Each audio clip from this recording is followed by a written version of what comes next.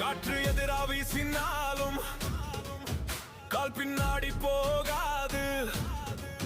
நிழல் கூட பயந்தாலும் நான் முன்னாடி நிற்கிறேன்.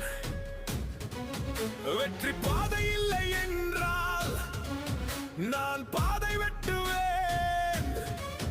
வெற்றி தூரம் நின்னாலும் அதை நெருங்க செய்வேன்.